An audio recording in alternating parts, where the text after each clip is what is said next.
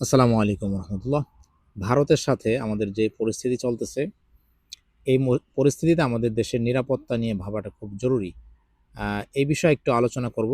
অত্যন্ত দ্রুত গতিতে আমরা কি নিরাপত্তা পদক্ষেপ নিতে পারি। তার আগেই একটা জিনিস বলে রাখি, আমার প্রত্যেকটা ভিডিওতে আমি এখন থেকে এটা বলার চেষ্টা করব। দেখেন, এই দেশের সবচেয়ে সুবিধাবাদী মহল হইল এই দেশের রাজনীতিবিদরা। ১৯৭১-এর পর থেকে যারা ক্ষমতায় ছিল, এরা সবসময়ই ব্যর্থতার পরিচয় দিছে। এরা সবসময় নিজেদের ভোগবিলাসে ব্যস্ত ছিল। এবং এটা শুরু হয়েছিল ১৯৭১-এ যখন যুদ্ধ শুরু হয়। তখন বাংলাদেশ থেকে যখন আপনার কলকাতায় যায় আওয়ামী লীগের নেতারা, ওইখানে মুক্তিযোদ্ধা যারা সামরিক অফিসার প্রত্যেকের বয়ানেই, প্রত্যেকের বইতে একটা বিষয় ফুটে উঠছে। সেটা হইলো তারা ওই যে শহরের মেসের বেকার যুবকের মতো আওয়ামী লীগের নেতারা কলকাতায় বসে তাস খেলতো। অর্থাৎ রাষ্ট্রের বিষয়ে তারা কখনোই কনসার্ন ছিল না। এই রাষ্ট্রকে পাকিস্তানিদের হাত থেকে রক্ষা করছে হইল সেনাবাহিনীর কিছু লোক, যারা আর্মি থেকে, বাংলাদেশের সেনাবাহিনীর সবাই কিন্তু না, একটা অংশ যারা পাকিস্তান থেকে পালায় আসছিল, বাংলাদেশকে ভালোবেসে অস্ত্র ধরছিল। আর ওই যে কিছু কৃষক, দামাল ছেলে, এরা মানে সাধারণ মানুষ যারা আমরা ২৪-এ যেটা দেখছি, হকার, রাস্তার রিক্সা চালক, এরাই কিন্তু দেশটাকে বাঁচাইছে। এবং দুঃখজনক বিষয় হলো, এই দেশের ক্ষমতায় যারাই যখন আসছে, এই শ্রেণীটাকে নিয়ে কেউ ভাবে নাই, সাধারণ মানুষকে নিয়ে কখনো ভাবে নাই। এরা শুধু নিজেদের আখের গুছাইতে ব্যস্ত ছিল। অতএব আজকের দিনে আমাদের দেশের যে ব্যর্থতা, আমাদের দেশের যে নিরাপত্তাহীনতা, এটার দায় কিন্তু রাজনীতিবিদদের। এটার দায় মোটা দাগে আওয়ামী লীগ বিএনপির। এবং এটা থেকে বের হইতে হইলে আসলে আমাদের সজাগ হইতে হবে, আমাদেরকে বিকল্প খুঁজে নিতে হবে। যারা সত্যিকার অর্থে দেশপ্রেমিক, এমন কাউকে দেশের জন্য বাছাই করতে হবে। তো আজকে যে বিষয়টা নিয়ে কথা বলবো সেটা হলো, আমরা দেখছি যে এনসিপির একজন নেত্রী কিন্তু আত্মহত্যা করছে, এবং তার মোবাইলে ইনস্ট্যান্ট তাকে কিন্তু থ্রেট করা হইতো। তো এই যে থ্রেট যারা করতেছে, এদের এদের ব্যাপারে কিন্তু রাষ্ট্র কোনো ব্যবস্থা নেয় নাই। এবং এদের আমরা দেখতেছি যে হাসানাতকেও ভারত থেকে হুমকি দেওয়া হইতেছে। তো ভারতের যে এই যে আধিপত্যবাদ, এটার মোকাবেলার জন্য আমরা কি করতে পারি? আমরা কিন্তু বাস্তব কোনো পদক্ষেপ নিতে পারি নাই। আমাদের আবেগ আছে, আমরা চাইতেছি এদের থেকে মুক্ত হইতে। বাট কিছু একটা সমাধান যেটা বাস্তবসম্মত, সেটার দিকে আমাদের যাওয়া দরকার। তো তড়িৎ সমাধান যেটা আমি মনে করি, দেখেন একটা কথা আমি বলে রাখছি আগেই, যে আমাদের দেশের সবচেয়ে বড় সমস্যা হলো রাজনীতিবিদরা। তো এদেরকে চেঞ্জ না করলে, সঠিক লোককে এই জায়গায় না বসাইতে পারলে, বর্তমান ইন্টারিমে যারা আছে এইখানে এদেরকে ছাঁটাই করে মাহমুদুর রহমান বা দেশপ্রেমিক লোকজনকে আমরা যদি না বসাই, তাহলে কিন্তু যত আলোচনা করব সবই শুধু সময়ের ক্ষেপণ হবে, বাস্তবে কিছু আমরা পাবো না। তো প্রথমে আমি সমাধানগুলি বলি, পরবর্তীতে আমি এদের ব্যাপারে আসব।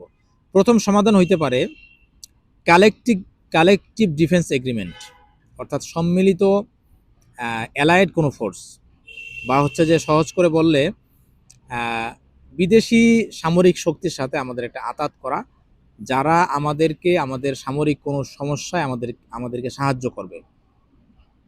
ধরেন, এই যে ভারত পাকিস্তান যে যুদ্ধ হয়েছে কিছুদিন আগে, গত বছর খুব সম্ভব, সেই যুদ্ধে কিন্তু ভারত পরাজিত হয়েছে। এর বড় কারণ হইল পাকিস্তানকে সহযোগিতা করছিল হইল চীন। এখন আমরা যেটা করতে পারি, আমাদের তো বর্তমানে আমাদের কাছে পারমাণবিক নাই, আমাদের কাছে উচ্চ ক্ষমতা সম্পন্ন মিসাইল নাই, আমাদের পর্যাপ্ত পরিমাণ জঙ্গি বিমান নাই। এখন ভারতের সাথে আমাদের লড়াই করার কিন্তু কোনো বাস্তবিক অর্থে কিন্তু সক্ষমতা নাই। স্থল পথে আছে, কিন্তু আকাশ পথে কিন্তু লড়াইয়ের সক্ষমতা নাই। সেই ক্ষেত্রে আমরা যেটা করতে পারি, আমরা কিন্তু চীনের অনেক বড় একটা বাজার, অর্থাৎ চীনের অনেক বড় খদ্দের আমরা। আমাদের দেশে সবকিছু দেখেন, মেডিকেল সামগ্রী বলেন, আপনি মোবাইল অ্যাক্সেসরিজ বলেন, সবকিছুই কিন্তু চীন থেকে আসতেছে। ফলে চীনের সাথে যদি আমরা এই চুক্তিটা করি, এবং চীন কিন্তু আমাদের সাথে চুক্তি করতে অনেক আগ্রহী, তারা কিন্তু মোহাম্মদ ইউনূসের জন্য বিমানও পাঠাইছিল। ফলে বুঝতেই পারতেছেন তারা আমাদেরকে কতটুকু পাশে চায়। তো চীনের সাথে যদি আমরা সামরিক একটা চুক্তি করি, যে ভারত যদি আমাদের উপর কোনো আক্রমণ করে, তুমি কিন্তু আমাদেরকে হেল্প করবা। অপরদিকে আমরা যদি পাকিস্তানের সাথেও চুক্তি করি, পাকিস্তানেরও শত্রু ভারত, আমাদের শত্রু ভারত, পাকিস্তানের সাথে যদি আমরা চুক্তি করি যে ভারত যদি আমাদের উপরে আঙ্গুল উঠায়, তোমার পারমাণবিক আছে, তুমি আমাদেরকে হেল্প করবা। তো এই ধরনের চুক্তিগুলি যদি হয়, এটা হচ্ছে প্রথম নিরাপত্তা চুক্তি, যেটার মাধ্যমে ভারত আমাদেরকে ভয় পাইতে পারে, বা ভারত আমাদেরকে নিয়ে একটু সতর্ক হইতে পারে। এবং সেই চুক্তির মাধ্যমে কিন্তু আমরা ভারতের উপর চাপ প্রয়োগ করে হাসিনা সহ আরো অপরাধীদেরকে কিন্তু আমরা ফেরত নিয়ে আসতে পারি, এবং বাংলাদেশে আওয়ামী লীগের যে সন্ত্রাসী কর্মকাণ্ড, এটাও কিন্তু আমরা বন্ধ করতে পারি।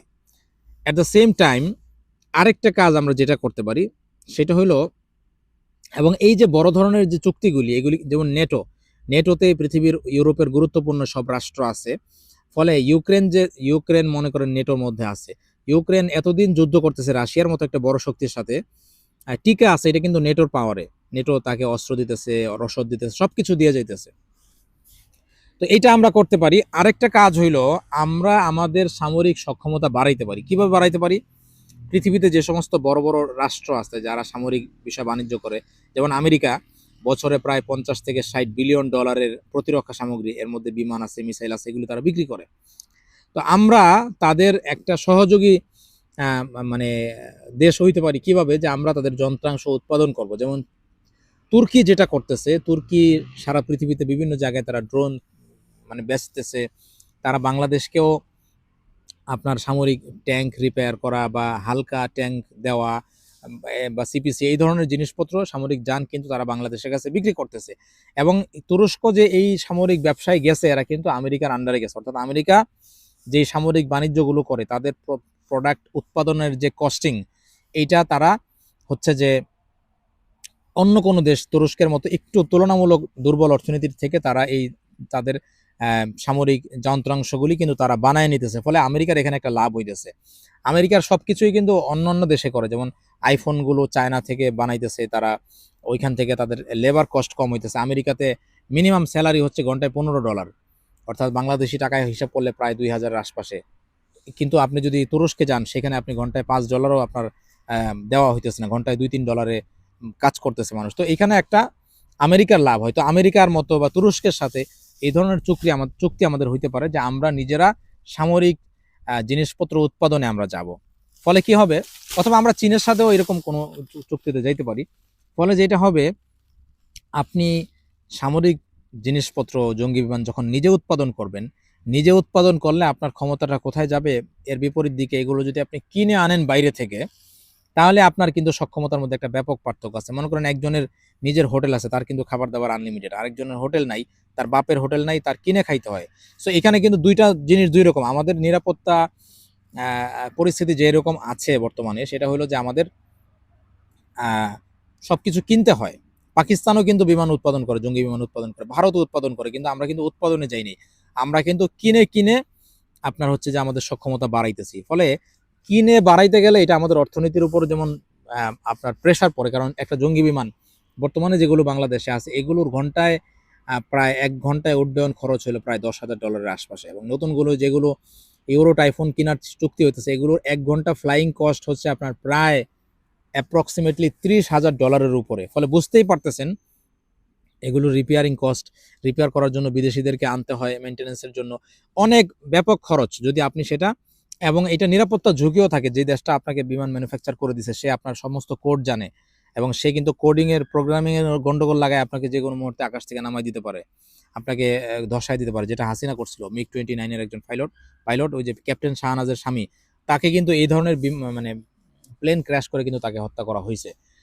তো বিষয় হচ্ছে যে ভারতের সাথে লড়াই করতে গেলে বা ভারতের আধিপত্যবাদকে চ্যালেঞ্জ করতে হলে আমাদের প্রথম যেটা করা যাইতে পারে, যে আমরা কালেকটিভ ডিফেন্স এগ্রিমেন্ট করতে পারি চীন এবং পাকিস্তানের সাথে, এবং নেটোর মতো আমাদের এই আঞ্চলিক একটা জোট কিন্তু আমরা করতে পারি। একই সাথে ভারতের আশেপাশে সবাই কিন্তু ভারত বিরোধী। আপনি শ্রীলঙ্কা আছে, নেপাল আছে, এরা সবাই যদি চীনের সাথে একটা অ্যালায়েন্স করে বা রাশিয়ার সাথে কোনো অ্যালায়েন্স করে, তখন কিন্তু ভারতের জন্য এটা it could be very difficult ভারতের জন্য। কারণ ভারত কিন্তু তার নিজের নাগরিকদের সাথেও কিন্তু ভালো আচরণ করে না। আরেকটা বিষয় হলো যে আমি কথা যেগুলো বলতেছি যে উপদেষ্টাদেরকে ছাঁটাই করা, এটা হয়তো অনেকে বলবেন যে ভাই আপনি বিদেশে থেকে কথা বলতেছেন, কথা বলা সহজ কিন্তু করা কঠিন না, করা কঠিন। আমি এটার সাথে আই এগ্রি উইথ দিস। আমি এটা মানি যে আমি যেভাবে কথাগুলো বলতেছি, এগুলো বাস্তবায়ন করা আপনাদের জন্য এত সহজ না দেশে থাইকা। কিন্তু এইটাও মনে রাখতে হবে যে আমরা পারি। কারণ 24-এ আমাদের যে সমস্ত শহীদ ভাই বোন, যাদের রক্তের কারণে হাসিনাকে আল্লাহ তাআলা নামায় দিয়েছেন গদি থেকে, তো হাসিনাকে নামানোর মতো তো এত কঠিন কাজ না ইউনূস সরকারের 2-4-5 জন উপদেষ্টাকে ছাঁটাই করা এবং সেই জায়গায় আরো 2-4-5 জনকে বসানো। দেখেন, ইউনূস সরকারের উপদেষ্টাদের উপরেই আমাদের আগামী দিনের ভবিষ্যৎ নির্ভর করতেছে। আমরা কিন্তু এখনো গণতান্ত্রিক রাষ্ট্র না। এই যে 16ই ডিসেম্বরের উৎসব হইলো, এখানে কে? রাষ্ট্রের গুরুত্বপূর্ণ লোকজন বসছে, এরা উদযাপন করছে, কিন্তু আমরা তো উদযাপন করি নাই। আমার গ্রামের রিক্সাওয়ালা বা সাধারণ খেটে খাওয়া মানুষ, তাকে তো ওই অনুষ্ঠানে দাওয়াতও দেওয়া হয়নি। তাকে তো বিকাশে টাকা পাঠায় দেওয়া হয়নি যে আজকে রাষ্ট্রীয় উৎসব, তোমার বিকাশে টাকা পাঠাই দিলাম, 1,000 টাকা, তুমি ভালো মন্দ খাইও। এরকমও তো কিছু হয় নাই। ফলে বোঝা গেল যে আমরা এখনো গণতান্ত্রিক রাষ্ট্র হইতে পারি না, আমরা এখনো রাজতন্ত্রের মধ্যে আছি। এবং এই যে রিজিম, বাংলাদেশের ক্ষমতায় কারা আসে? ব্যবসায়ীরা আসে, এবং ব্যবসায়ীরা এসে তাদের নিজেদের স্বার্থ হাসিল করে। পার্লামেন্টে যারা থাকে দেখবেন বেশিরভাগ ব্যবসায়ী। এই যে আপনার মির্জা আব্বাস, উনি ঢাকা ব্যাংকের মালিক, এবং আওয়ামী আমলেও ঢাকা ব্যাংক কিন্তু খুব ভালোভাবে গ্রো করছে এবং চলছে। ফলে যারা যারা আপনি রাজনীতিবিদ দেখবেন যে সিন্ডিকেট চাঁদাবাজির সাথে জড়িত, এই রাজনৈতিক ধারা যদি চলতে থাকে, এবং বর্তমান যে উপদেষ্টা পরিষদ আছে এটা এই ধারার কাউকে না কাউকে একটা কোনো রকম নির্বাচনের মাধ্যমে কিন্তু এদেরকে ক্ষমতায় দিয়ে দিবে। ফলে বড় ধরনের পরিবর্তন, যে একটা মেয়ে রাস্তা দিয়ে হাইটা গেলে তাকে কেউ টিচ করবে না, আপনি একজন গরিব মানুষ, আপনাকে কেউ থাপ্পড় দিতে পারবে না, বা বা যে কোনো ধরনের মানুষের যে মানে রাজনৈতিক নেতাদের যে দৌরাত্ম্য, এটা থেকে যে সাধারণ মানুষ বাঁচতে পারবে, এই ধরনের কোনো সংস্কার কিন্তু হবে না যদি আমরা এই মুহূর্তে ইন্টারিমকে যদি আমরা সংস্কার না করতে পারি। আরেকটা বিষয় আমি বলে রাখি, আমি এইসব বিষয়ে কথা বলি, অনেকে একটু মানে অকওয়ার্ড লাগে অনেকের কাছে যে আমি একজন আলেম মানুষ কেন এইসব বিষয়ে কথা বলতেছি। দেখেন, আমার কাছে মনে হয় এইসব বিষয়ে যদি আমরা প্রত্যেকে কথা না বলি, তাহলে এটা শহীদদের প্রতি গাদ্দারি হবে। গত 55 বছরে যা হইছে, এটার ইতিহাস পর্যন্ত, মুক্তিযুদ্ধ যে একটা হইছে, এটা পুরোটাই একটা, মানে আমার কাছে এটা ঝাপসা লাগে যে এই 55 বছরে আওয়ামী লীগ বলেন বা রাজনৈতিক দলরা এসে মানুষের কণ্ঠ এমনভাবে রোধ করছে যে আমরা মুক্তিযুদ্ধের সময় কি হয়েছে এটা আমরা জানতে পারি নাই। এখন জানতে পারতেছি কেন? কারণ এখন রাজনৈতিক কোনো দল ক্ষমতায় নাই, একই সাথে ইন্টারনেট, ইউটিউবের সহজলভ্যতার ফলে ওই সময়ের যারা ভিকটিম বা জীবিত যারা ইতিহাসের সাক্ষী, তাদের সাক্ষাৎকারগুলো আমরা দেখতেছি এবং আমরা বেশ আশ্চর্য হইতেছি। এবং এই ধরনের এই ধরনের ধারা কিন্তু চলতে থাকবে। এর বড় কারণ হলো বাংলাদেশের বেশিরভাগ মানুষ ছিল সহজ সরল অশিক্ষিত। ফলে তাদেরকে ক্ষমতাসীনরা যা বুঝাইছে, শেখ মুজিবের যে মুক্তিযুদ্ধের আগে যা, যে তার বলিষ্ঠ নেতৃত্ব ছিল বা তার জনপ্রিয়তা ছিল, ওইটাকে কাজে লাগাইয়া মুক্তিযুদ্ধের যে কোনো ভুল নিয়ে যারা সমালোচনা করতে গেছে তাদের কণ্ঠরোধ করা হয়েছে। বাংলাদেশের প্রকৃত যারা বুদ্ধিজীবী, জহির রায়হান, তারপরে আপনার হচ্ছে যে শহীদ কায়সার, আরো মনির চৌধুরী, যারা যারা বড় বড় বুদ্ধিজীবী ছিল, এদেরকে রাষ্ট্রীয় শক্তিতে এদেরকে হত্যা করা হয়েছে, এবং হত্যা করে এদের বদনাম চাপায় দেওয়া হয়েছে পাকিস্তানিদের উপর, আলবদরদের উপরে। তো এই যে ইতিহাসকে চাপায় রাখা, এটা সম্ভব হয়েছে মানুষ অন্ধ থাকার কারণে, মানুষের মধ্যে ব্যক্তি পূজা থাকার কারণে। মুজিব পূজা, জিয়া পূজা, তারপরে হাসিনা পূজা, খালেদা পূজা, এই ব্যক্তি পূজাই, এখন আবার ইউনুস পূজা। এই ব্যক্তি পূজা যদি থাকে, তাহলে কিন্তু আমরা জাতি হিসেবে স্বাধীন হইতে পারবো না, আমরা পিছনের দিকেই যেতে থাকবো। দেখেন, আজকে পৃথিবীতে অনেক জায়গায় ইনসাফ প্রতিষ্ঠা হয়েছে, 2025-এ এসে মানুষের জীবনযাত্রা অনেক উন্নত হয়েছে। আমাদের উন্নত না হওয়ার বড় কারণ হলো আমাদের রাজনীতিবিদরা আমাদেরকে নিয়ে কখনো কিছু ভাবে নাই, আর তাদের এক ধরনের অন্ধ মুরিদরা তাদেরকে ফলো করে গেছে। যে এই ধারা থেকে বের হয়ে আসতে হবে। সত্য জামাতের বিপক্ষে গেলেও বলতে হবে, আওয়ামী লীগের পক্ষে গেলেও বলতে হবে। কোরআন আমাদেরকে বলে, ইয়া আইয়ুহাল্লাযীনা আমানুত্তাকুল্লাহা ওয়া কুলু কাওলান সাদীদা। আপনি সত্য যদি না বলেন, আপনি আপনার জাতির সাথে কার কতটুকু, কে আপনার জাতির শত্রু, কে হচ্ছে মিত্র, এইটা যদি আপনি না জানা থাকেন, তাহলে আপনি আপনার ভবিষ্যতের যে রাস্তাগুলো, এটা আপনি স্পষ্ট দেখতে পারবেন না। এই জন্য আমাদের সত্য প্রচার করতে হবে, সত্য জানতে হবে, এবং সময়ের যে কাজ সেটা সময়ই করতে হবে। সময়ের 1 ফোর, অসময়ের 10 ফোর, একটা কথা আছে। আমাদের এই সময়টাই এখন আমাদের চলতেছে। এই নির্বাচনের আগেই আমাদেরকে কিন্তু এই বর্তমান উপদেষ্টা পরিষদটাকে ভেঙে দিতে হবে বা এটা সংস্কার নিয়ে আসতে হবে। আমি কিন্তু সেই ধরনের কোনো লক্ষণ দেখতেছি না। আজকেও দেখলাম স্বরাষ্ট্র উপদেষ্টায় কি যেন উদ্বোধন করতেছে। অর্থাৎ পুলিশ এবং প্রশাসন এবং উপদেষ্টারা কোনো রকম টাল বাহানা করে একটা নির্বাচন দিয়ে তারা পালায় যেতে চেয়েছে, যেটা মৌলিকভাবে আমাদের জীবনযাত্রাকে আরো খারাপ করার চেয়ে আমি ভালো কিছু দেখতেছি না আসলে। তো আজকে এই পর্যন্তই, ভালো থাকবেন। আর যদি মনে করেন যে এটা শেয়ার করা দরকার, তাহলে শেয়ার করবেন, লাইক কমেন্ট করবেন। আল্লাহ হাফেজ। এবং নির্দিষ্ট কোনো প্রশ্ন থাকলে করবেন, সেটা আমি উত্তর দেওয়ার চেষ্টা করব। আল্লাহ হাফেজ।